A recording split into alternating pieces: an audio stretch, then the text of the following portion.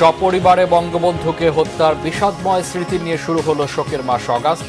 ছাত্রলীগের মোমবাতি প্রজ্বলন কর্মসূচি পালন। এত প্রাণ ঝরে যাবে কখনোই ভাবেননি, জানালেন প্রধানমন্ত্রী। ষড়যন্ত্র হয়েছিল শ্রীলঙ্কার মতো সরকার হটানোর, বললেন ভারতীয় হাইকমিশনারকে। শিক্ষার্থীদের মার্চ ফর জাস্টিস কর্মসূচি পালন। রাজধানী সহ দেশের বিভিন্ন স্থানে পুলিশ শিক্ষার্থী সংঘর্ষ, আহত অনেকে, আটক অর্ধ শতাধিক। অশুভ শক্তির বিরুদ্ধে ঐক্যবদ্ধ প্রতিরোধ গড়ার হুঁশিয়ারি ওবায়দুল কাদেরের। ছাত্র গণ আন্দোলনে দিশেহারা সরকার পতন ঠেকাতে পারবে না, বলেছেন মির্জা ফখরুল। মহানগর পুলিশে বড় রদবদল, হারুনকে সরিয়ে দেওয়া হলো ডিবি থেকে, বদলি করা হলো বিপ্লব সরকারকে। দেখছিলেন সংবাদ শিরোনাম, এবার বিস্তারিত।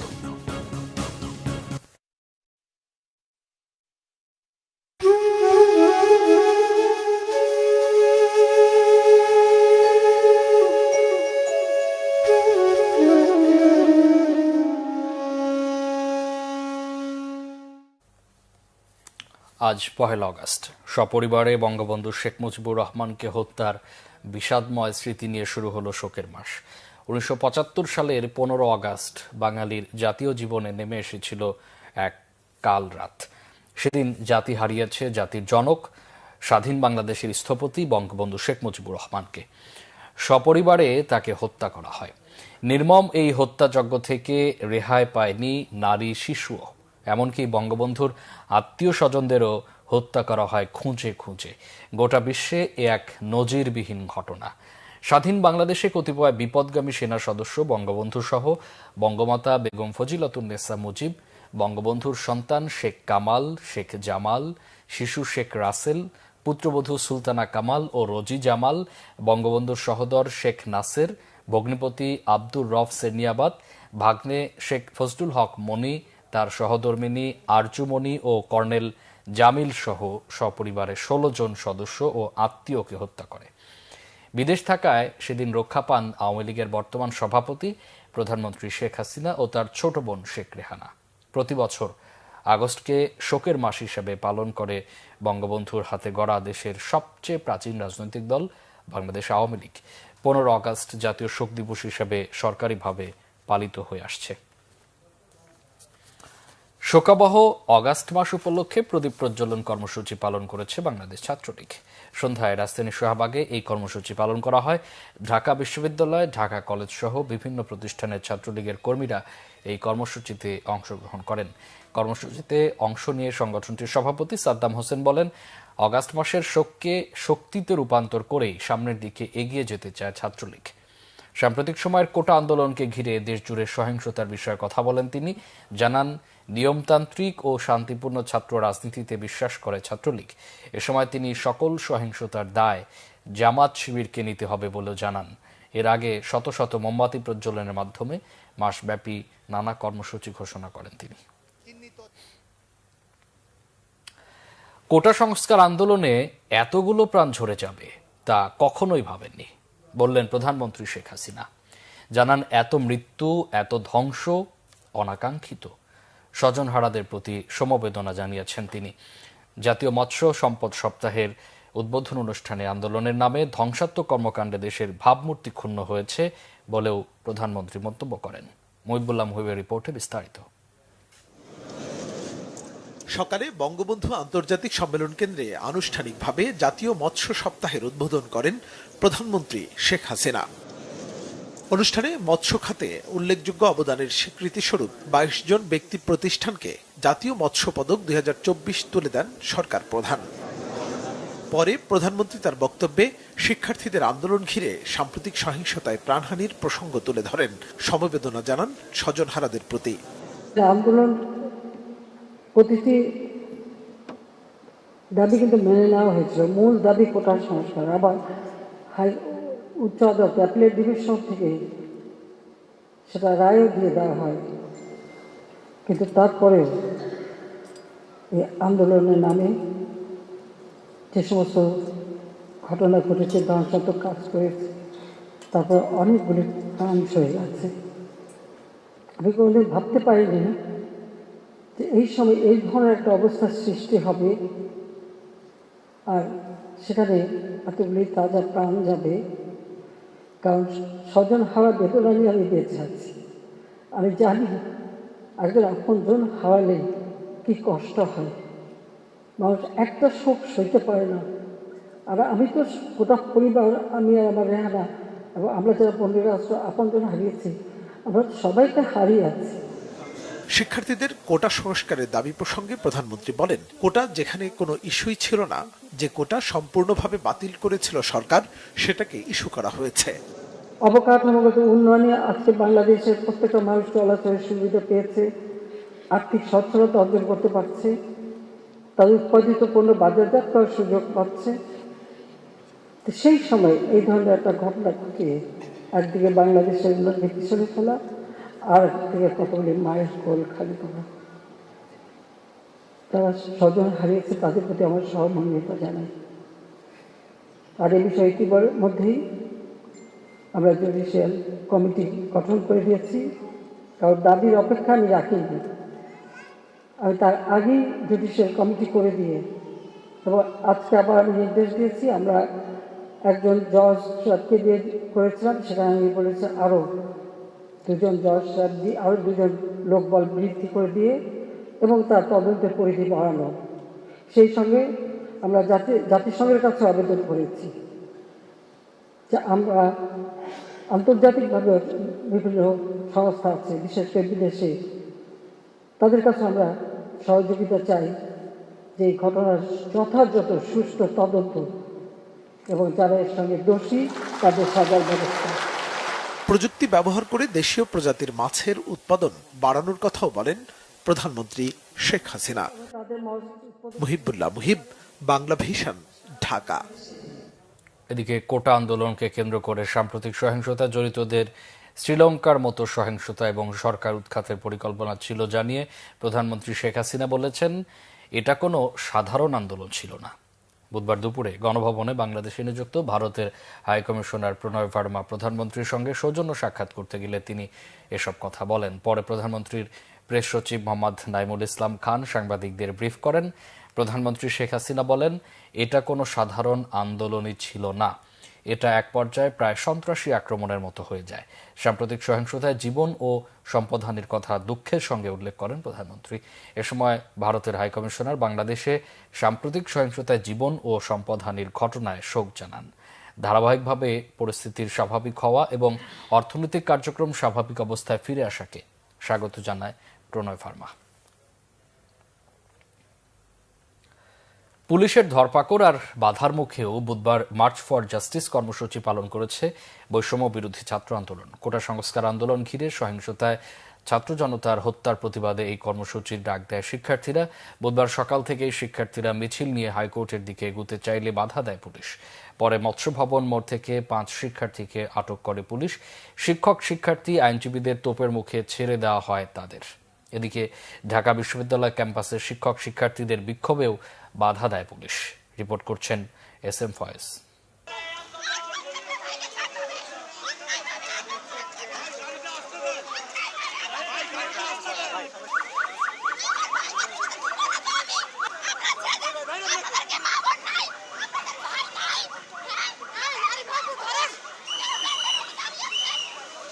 কোটা সংস্কার আন্দোলনের কেন্দ্রীয় সমন্বয়কদের মুক্তি, শিক্ষার্থীদের হত্যা ও গণগ্রেফতারের শিকার শিক্ষার্থীদের মুক্তিসহ 9 দফা বাস্তবায়নে মার্চ পর জাস্টিস কর্মসূচি পালনে হাইকোর্টের সামনে জড়ো হয় আন্দোলনকারীরা। কর্মসূচিতে বাধা দেয় পুলিশ। আটক করা হয় 5 জনকে।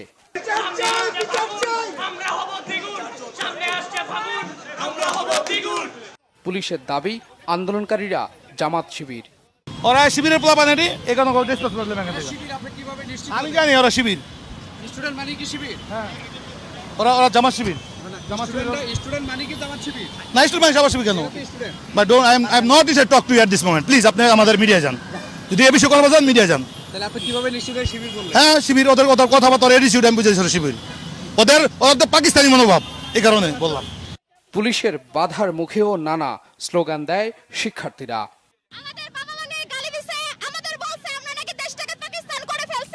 আমাদেরকে জামাত শিবির কিংবা পাকিস্তানি বলে আমাদেরকে হাঁটানোর দায়িত্ব কিংবা গালিগালাজ করার অধিকার পুলিশকে কিভাবে দেয়? অনৈতিক অমানবিক আইন ছাড়া কিছু না, এগুলা পশুর মতো আচরণ ছাড়া আমরা আর কিছু বলবো না। মানুষ হয়ে মানুষকে কিভাবে মারে, হত্যা করে, ভাই বোনদের মারে। আমরা এখানে ছিলাম, আমাদের বলছে আমরা নাকি পাকিস্তান, আমাদেরকে পাকিস্তান পাঠিয়ে দিবে। সাধারণ শিক্ষার্থীদেরকে এভাবে করে ধরে নিয়ে যাচ্ছে, বলতেছে যে তাদেরকে রিমান্ডে নিয়ে যাওয়া হইতেছে, পরে সরকারি হচ্ছে কি ইন্টারন্যাশনাল প্রেসারে তারপর তারা বের হয়ে আসতেছে। যেই দেশের মধ্যে একজন শিক্ষককে একজন ছাত্রকে রিমান্ডে নেওয়া হয়, ওই দেশে আমরা কিভাবে বলবো শিক্ষাই চাতুর মেরুদণ্ড? ঢাকা বিশ্ববিদ্যালয়ের দোয়েল চত্বরেও বিক্ষোভ করে শিক্ষার্থীরা। মিছিল নিয়ে হাইকোর্টের মাজার গেটের সামনের দিকে যেতে চাইলে তাতে বাধা দেয় পুলিশ।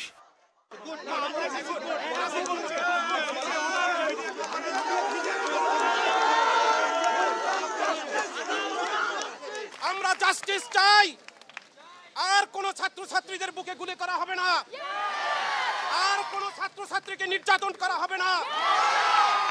তোমরা আগামী দিনে যে কোনো ধরনের কার্যক্রমে থাকবে, আমরা ইনশাআল্লাহ থাকবো। আমাদের সকলের উদ্দেশ্য ছিল আমরা হাইকোর্ট পর্যন্ত যাব, কিন্তু আমাদেরকে সেটা যেতে দেওয়া হয় না, আমাদের ক্যাম্পাসের মধ্যে আটকিয়ে দেওয়া হয়েছে। ইনশাআল্লাহ আমরা জয় নিয়ে বাসায় ফিরবো। এদিকে পুরান ঢাকার জজকোর্ট এলাকায়ও বিপুল সংখ্যক পুলিশ মোতায়েন করা হয়। বুধবার দুপুর 1টার দিকে সিএমএম কোর্ট প্রাঙ্গণ থেকে মিছিল বের করে শিক্ষার্থী ও আইনজীবীরা। সারা দেশের ছাত্র জনতার 9 দফার সমর্থন। আমরা আজকে আইনজীবী সমাজ ছাত্রদের সাথে একতা ঘোষণা করছি।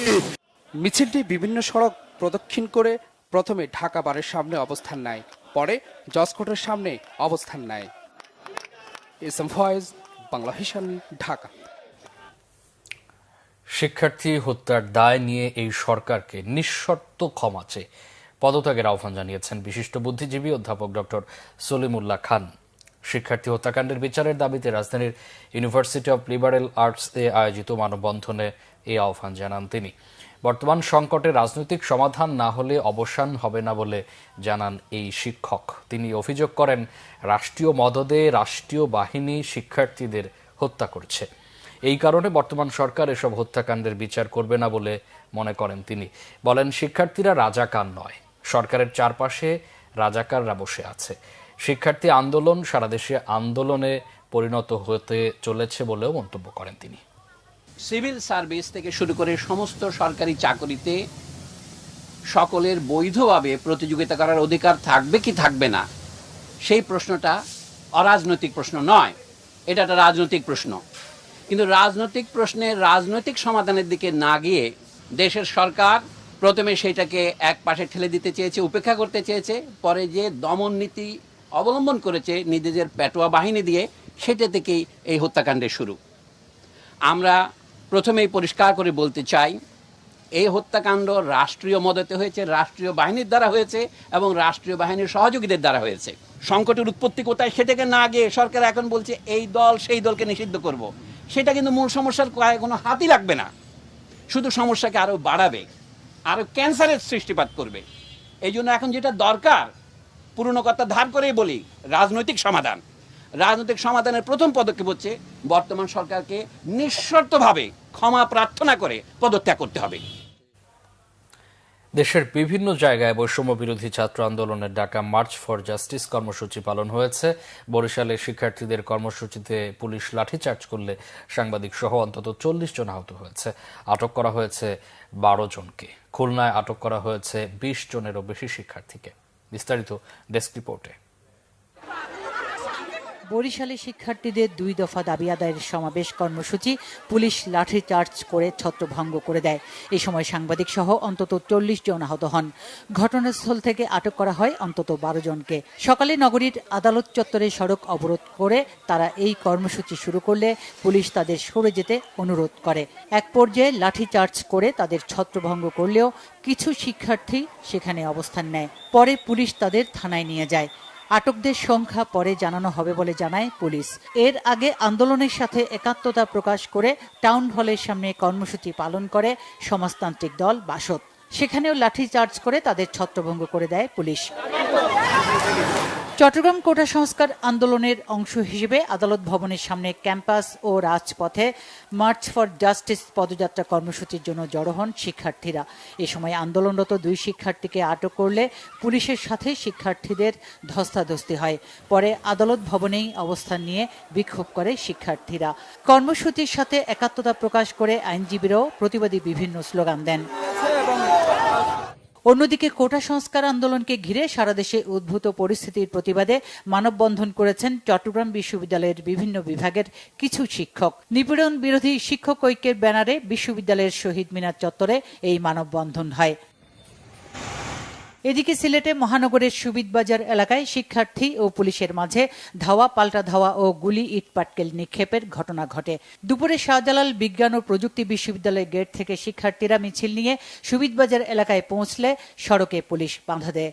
এ সময় পুলিশের সাথে শিক্ষার্থীদের ধাওয়া পাল্টা ধাওয়া ইটপাটকেল নিক্ষেপ হয়। পুলিশ ফাঁকা গুলি ও টিয়ার শেল ছুঁড়ে তাদের ছত্রভঙ্গ করে দেয়। অন্যদিকে দুপুরে খুলনার রয়্যাল মোড়ে কর্মসূচির ঘোষণা দিয়ে পালন করতে পারেনি বৈষম্য বিরোধী ছাত্র আন্দোলন। পুলিশ ও বিজিবির কড়া নিরাপত্তা বেষ্টনীর পাশাপাশি ছাত্রলীগের শক্ত অবস্থানের কারণে দাঁড়াতেই পারেনি আন্দোলনকারীরা। এ সময় 20 জনেরও বেশি শিক্ষার্থীকে আটক করে পুলিশ।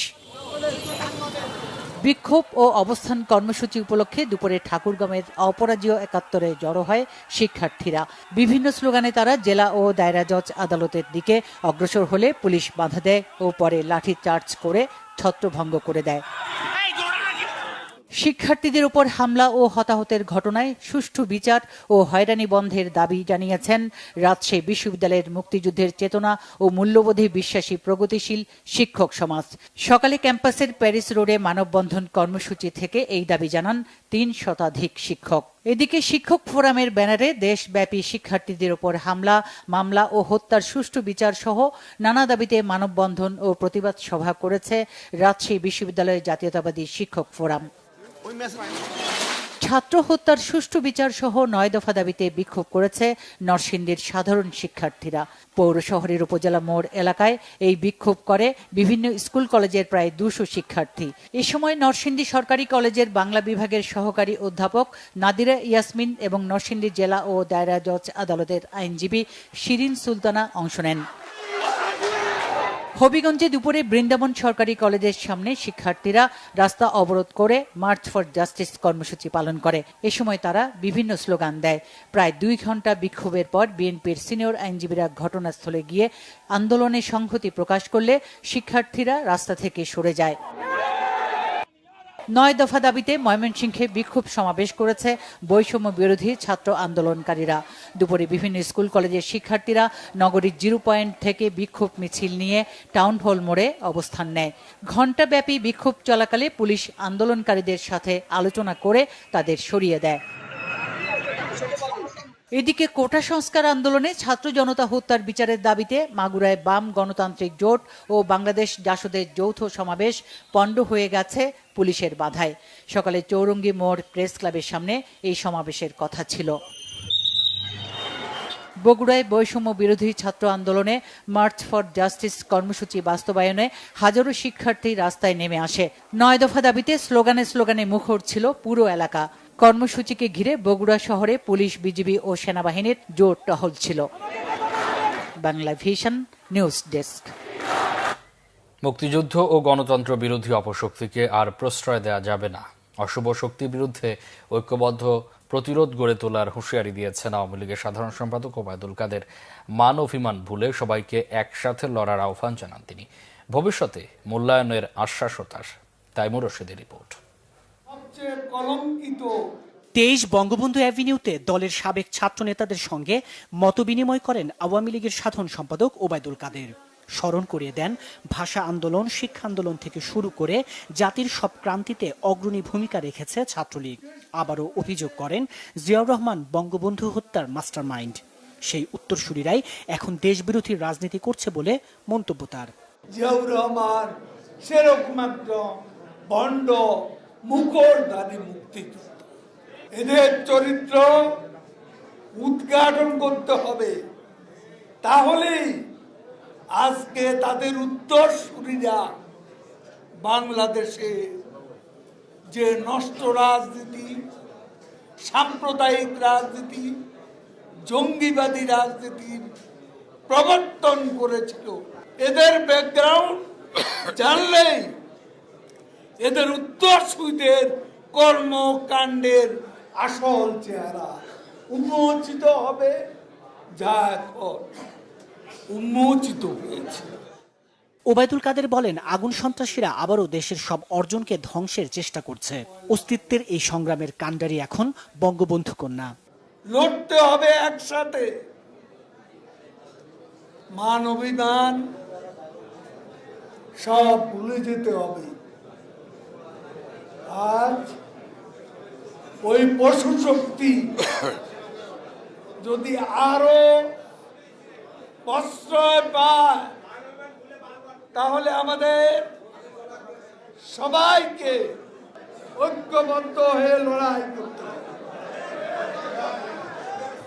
অশুভ শক্তি স্বাধীনতা বিরোধী, মুক্তিযুদ্ধ বিরোধী, গণতন্ত্র বিরোধী এই অপশক্তিকে যে কোনো মূল্যে আমাদের প্রতিরোধ করতে হবে।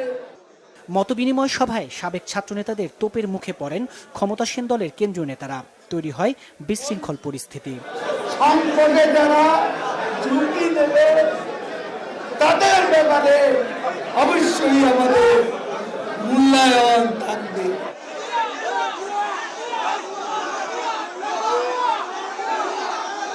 তাইমুর রশিদ, বাংলা ভিশন, ঢাকা।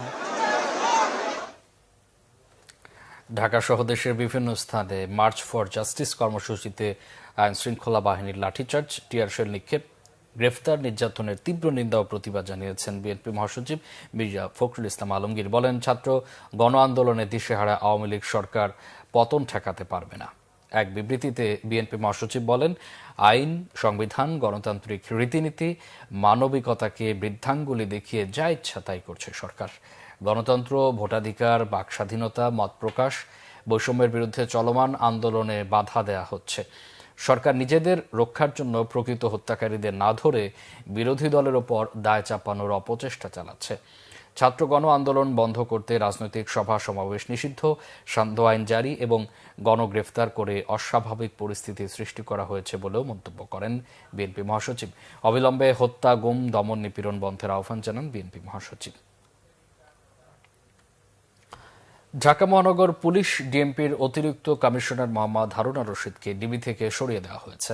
ডিএমপির অতিরিক্ত কমিশনারের ক্রাইম অ্যান্ড অপারেশন দায়িত্ব দেওয়া হয়েছে তাকে। রাতে ঢাকা মহানগর পুলিশ কমিশনার মোহাম্মদ হাবিবুর রহমানের সই করা এক অফিস আদেশে এই বদলির তথ্য জানানো হয়েছে। হারুন আর রশিদের স্থলে গোয়েন্দা বিভাগের দায়িত্বে দেওয়া হয়েছে ডিএমপির আরেক অতিরিক্ত কমিশনার মোহাম্মদ আশরাফুজ্জামানকে। তিনি ডিএমপির অতিরিক্ত কমিশনার হিসেবে লজিস্টিক, ফিন্যান্স অ্যান্ড প্রকিউরমেন্টের দায়িত্বে ছিলেন। সম্প্রতি কোটা সংস্কার আন্দোলনকে ঘিরে সমন্বয়কদের হেফাজতে নেয়ার পাশাপাশি তাদের খাওয়ানোর ছবি ফেসবুকে প্রকাশ করে সমালোচনার মুখে পড়েন টিভি কর্মকর্তা হারুন। এমন ঘটনাকে জাতির সঙ্গে মশকরা বলে মন্তব্য করেন হাইকোর্ট। এছাড়া প্রধানমন্ত্রী শেখ হাসিনার সঙ্গে 14 দলের নেতাদের বৈঠকেও তাকে নিয়ে কথা বলেন শরিকরা। ওই আদেশেই ডিএমপির অতিরিক্ত commissioner crime and operation Khandaker মহিউদ্দিনকে অতিরিক্ত কমিশনার হিসেবে লজিস্টিক, ফিন্যান্স অ্যান্ড প্রকিউরমেন্টের দায়িত্ব দেওয়া হয়েছে। ডিএমপির ঊর্ধ্বতন আরও 3 কর্মকর্তার দায়িত্বে পরিবর্তন আনা হয়েছে। ডিএমপি কমিশনারের আলাদা অফিস আদেশে তাদের দায়িত্ব পরিবর্তনের কথা জানানো হয়। ডিএমপির যুগ্ম কমিশনার বিপ্লব কুমার সরকারকে অপারেশনস থেকে অ্যাডমিন অ্যান্ড গোয়েন্দা দক্ষিণের দায়িত্ব দেওয়া হয়েছে। আরেক যুগ্ম কমিশনার সঞ্জিত কুমার রায়কে অ্যাডমিন অ্যান্ড গোয়েন্দা দক্ষিণের দায়িত্ব থেকে গোয়েন্দা উত্তরের দায়িত্ব দেওয়া হয়েছে। আর গোয়েন্দা উত্তরের দায়িত্বে থাকা যুগ্ম কমিশনার খন্দকার নুরুন নবীকে যুগ্ম কমিশনার অপারেশনস করা হয়েছে। টানা 14 দিন পর চালু হলো ফেসবুক, ইউটিউব, টিকটক সহ সব সামাজিক যোগাযোগ মাধ্যম। দুপুরে আগারগাঁওয়ে বিটিআরসি ভবন মিলনায়তনে ফেসবুক, ইউটিউব ও টিকটকের সঙ্গে বৈঠক শেষে প্রেস ব্রিফিংয়ে এসব মাধ্যম চালুর নির্দেশনা দেন ডাক, টেলিযোগাযোগ ও তথ্য প্রযুক্তি প্রতিমন্ত্রী জুনায়েদ আহমেদ পলক। প্রতিমন্ত্রী বলেন, সামাজিক যোগাযোগ মাধ্যমগুলো গুজব, মিস ইনফরমেশন এবং অপপ্রচার রোধে সরকারকে সহযোগিতার আশ্বাস দিয়েছে। এরই মধ্যে টিকটকের প্রতিনিধিদের সাথে সশরীরে এবং ফেসবুকের সাথে অনলাইনে মিটিং করেছে সরকার। মেইলের জবাব দিয়েছে ইউটিউবও। বৈঠকে সামাজিক মাধ্যমগুলোকে ফ্যাক্ট চেকিং এর উপর গুরুত্বের আহ্বান বিটিআরসির। সংবাদ শেষ করব শিরোনামগুলো আরেকবার জানিয়ে। সপরিবারে বঙ্গবন্ধুকে হত্যার বিষাদময় স্মৃতি নিয়ে শুরু হলো শোকের মাস অগাস্ট। ছাত্রলীগের মোমবাতি প্রজ্বলন কর্মসূচি পালন। এত প্রাণ ঝরে যাবে কখনোই ভাবেননি, জানালেন প্রধানমন্ত্রী। ষড়যন্ত্র হয়েছিল শ্রীলঙ্কার মতো সরকার হটানোর, বললেন ভারতীয় হাইকমিশনার। শিক্ষার্থীদের মার্চ ফর জাস্টিস কর্মসূচি পালন। রাজধানী সহ দেশের বিভিন্ন স্থানে পুলিশ শিক্ষার্থী সংঘর্ষ, আহত অনেকে, আটক অর্ধ শতাধিক। অশুভ শক্তির বিরুদ্ধে ঐক্যবদ্ধ প্রতিরোধ গড়ার হুঁশিয়ারি ওবায়দুল কাদেরের। ছাত্র গণ আন্দোলনে দিশেহারা সরকার পতন ঠেকাতে পারবে না, বলেছেন মির্জা ফখরুল। মহানগর পুলিশে বড় রদবদল, হারুনকে সরিয়ে দেওয়া হলো ডিবি থেকে, বদলি করা হলো বিপ্লব সরকারকেও। এই ছিল এখনকার মতো। পরের সংবাদ সকাল 7:30 দেখার আমন্ত্রণ রইল। এছাড়া বাংলা ভিশন সংবাদ ও সংবাদ সংশ্লিষ্ট অনুষ্ঠান দেখতে ভিজিট করুন www.bvnews24.com ও facebook.com/banglavisionnews এবং সাবস্ক্রাইব করুন youtube.com/banglavisionnews। এতক্ষণ সাথে থাকায় অসংখ্য ধন্যবাদ।